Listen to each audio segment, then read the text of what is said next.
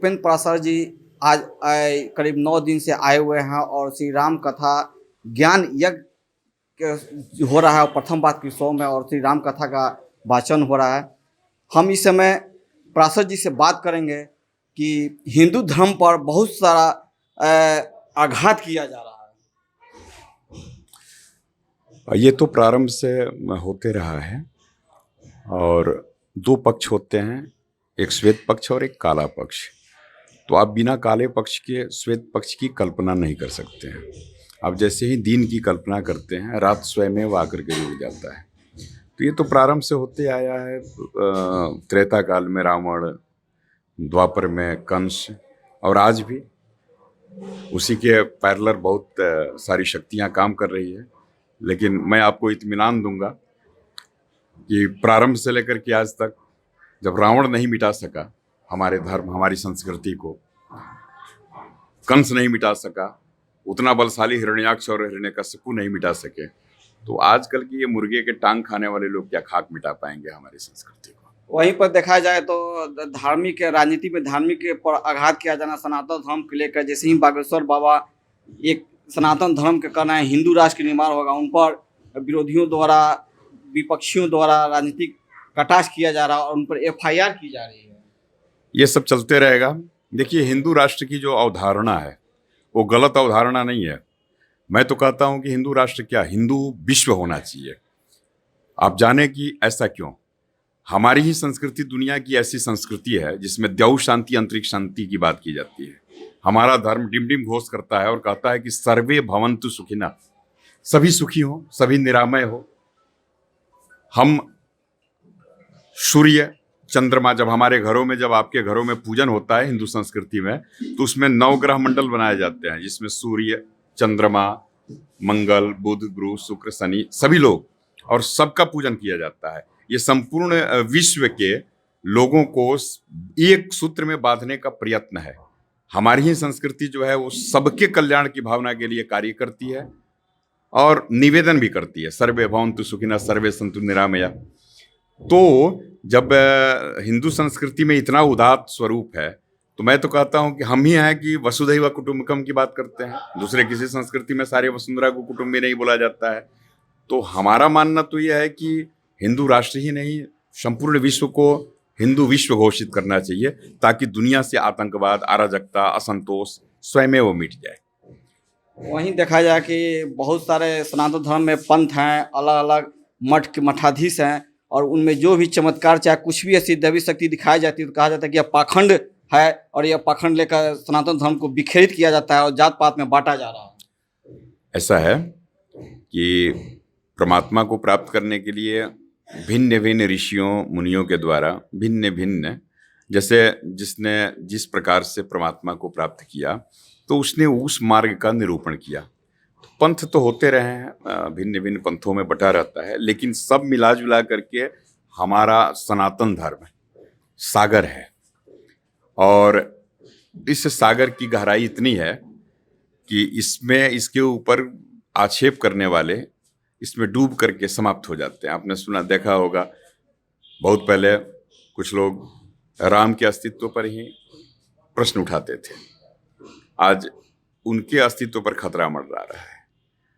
तो धर्म के ऊपर अंगुलियां उठाने वाले कुछ दिनों के बाद, आज देखो, ऐसा नहीं है कि वे धार्मिक नहीं होते, भीतर से वे भीतर से धार्मिक होते हैं, वे भीतर से ईश्वर को मानते हैं, संतों को मानते हैं, लेकिन उनकी कुछ मजबूरियां होती हैं और उन मजबूरियों के चलते उन्हें मीडिया के सामने आकर के या फिर पब्लिक प्लेटफॉर्म पर उनको वैसा बोलना पड़ता है। ऐसा नहीं है कि उनके घरों में ठाकुर जी की पूजा नहीं होती है, उनके घरों में राधे कृष्ण विराजमान नहीं है। जो लोग भगवान को गाली देते हैं ना, उनके सारे खानदान वाले भगवान की पूजा करते हैं, वे भी रात को जा करके माथा झुकाते हैं ठाकुर जी के सामने। लेकिन चूंकि पब्लिसिटी के लिए कहें या फिर राजनीतिक हित के लिए कहें कि कुछ लोगों को खुश करने के लिए उन्हें लगता है कि हम ऐसा करेंगे तो एक पक्ष खुश होगा, और उसकी खुशी प्राप्त के लिए या उनके वोट को अपनी पक्ष में करने के लिए ऐसा करते हैं। बाकी ये कोई बहुत बड़ी समस्या नहीं है। और रही बात चमत्कार, देखो, चमत्कार भीतर का विषय है और चमत्कार को नमस्कार है आज के ज़माने में। और हमारे ऋषि मुनि तो श्रेष्ठ चमत्कारी होते थे। हमारे यहाँ 8 सिद्धियों की बात की गई है, अष्ट सिद्धि 9 निधि के दाता स्वर दिन जानकी माता। तो आपने देखा होगा देवरावा बाबा को वो सिद्धि थी, क्या बोलते हैं उसको, वायुगमन सिद्धि। यहाँ रहते थे फिर कहीं होते थे, पर काया प्रवेश गमन सिद्धि। तो ऐसे बड़े बड़े संत हैं हमारे यहाँ, अभी भी हैं। भले वो सामने नहीं आना चाहते हैं क्योंकि उनको प्रचार से कोई मतलब नहीं होता, वो स्वांतः सुखाय जीते हैं, अपने सुख के लिए आनंद करते हैं। हमारे यहाँ अष्ट सिद्धि धारण करने वाले महात्मा हैं कि उन्हें 8 सिद्धियाँ प्राप्त है, अड़िमा गरिमा लघुमा। और यही कारण है कि आज भी संतों के समीप लोग जाते हैं, संत हाथ उठा करके कह देता है कि आप चिरंजीवी हुए तो उसकी आयु बढ़ जाती है। एक दरिद्र जाता है, संत कह देता है, क्योंकि संत के कृपा से नहीं होता, वो ईश्वर की कृपा से होता है, माध्यम संत बनता है। क्योंकि संत निरंतर भगवान की उपासना करता है, आराधना करता है और शक्तियों को संचय करता है, साधना के माध्यम से शक्तियों को संचय करता है। और वह अपने जो फॉलोअर्स होते हैं, उनके जो शिष्य होते हैं या उनके समीप जो दुखी लोग जाते हैं, वह उस संचित साधना का जो उसने जमा किया है उस पूंजी में से निकाल करके उसे आशीर्वाद के रूप में देता है और उसका कल्याण हो जाता है। ये तो वर्षों से, सैकड़ों हजारों लाखों वर्षों से यह परंपरा चली आ रही है, इसमें नया क्या है। जी, देखा जाए तो सनातन धर्म में विभिन्न पंथ और साधु संतों का जो अलग अलग अपना अपना पंथ है, अपना अपना धर्म है, तो उसमें कहीं सनातन धर्म में हिंदुओं पर बिखराव नहीं हो रहा है? नहीं, ऐसा है कि देखो, भले हमारे पंथ अलग अलग हो सकते हैं, हमारे कुछ मतभेद हो सकते हैं। जैसे आर्य समाज है, वो मूर्ति पूजा की उपासना का विरोध करता रहा है, लेकिन ऐसा नहीं है।